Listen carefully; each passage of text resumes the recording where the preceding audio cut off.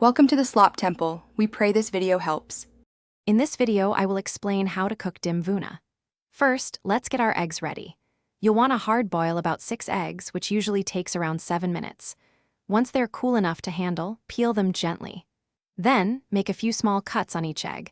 This helps them absorb the delicious flavors later and prevents bursting during frying.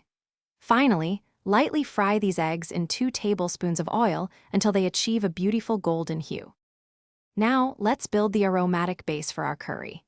In the same pan, add about 4 tablespoons of oil and heat it over a medium flame.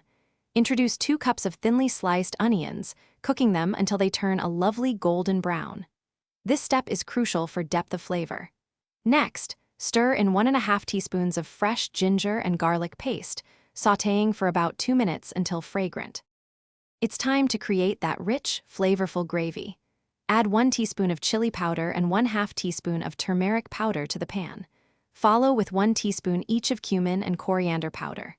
Stir everything well, then incorporate 1 chopped medium tomato and about 1/4 cup of hot water.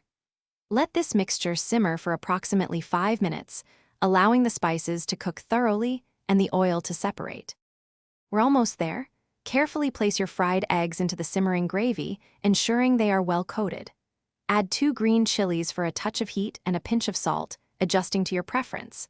Cover the pan and let it cook on low heat for another 5 minutes, allowing the flavors to meld beautifully.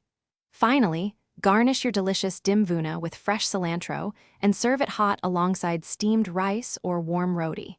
Enjoy! Thanks for watching. Consider subscribing if we helped you.